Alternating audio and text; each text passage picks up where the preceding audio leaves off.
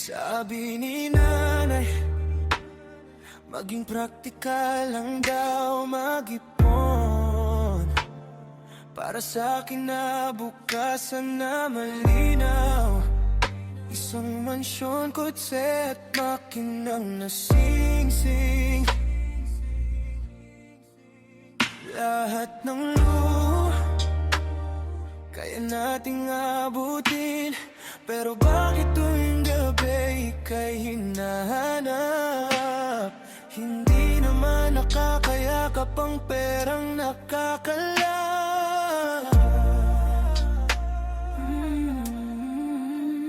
Ang pitaka ay puno, pero bakit parang kulang? Ang ginto sa paligid, sa paningin ay matabang. Kailangan bang mamili sa dalawang mundo?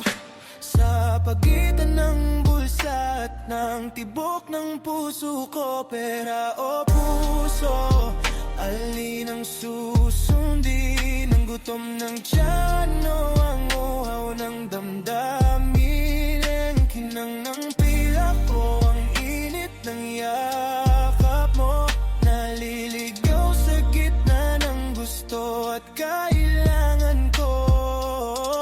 Anhin ang yaman kung ika'y wala sa tabi.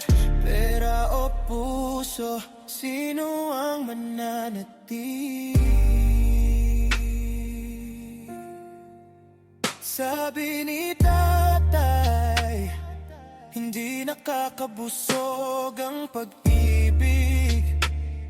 Kailangan ng pundasyon, kailangan ng bisig.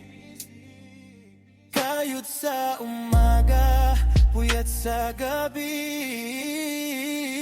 Hinahabol ang bukas ang sarili, isinasantabi. Pero sa dulo ng pagod, pangalan mo ang sambit.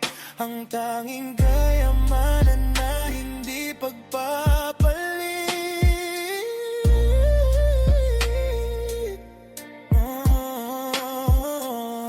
Maaari bang magkasama ang dalawang ito? Guminyawa ang buhay habang kasama mo.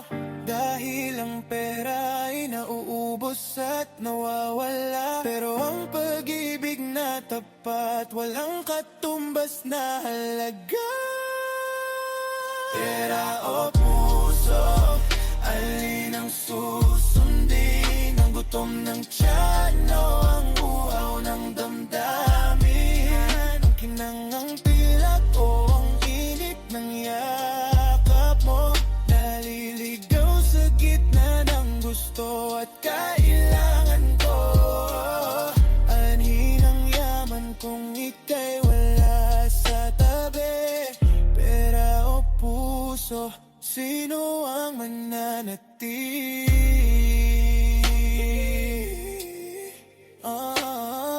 Siguro pipiliin ang lalagbayin natin dawawa. Kahit butas ang bulsa, basta't kasama ka. Pero sana naman sumapat din ang barya. Pera o puso,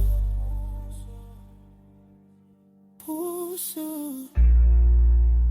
at ikaw.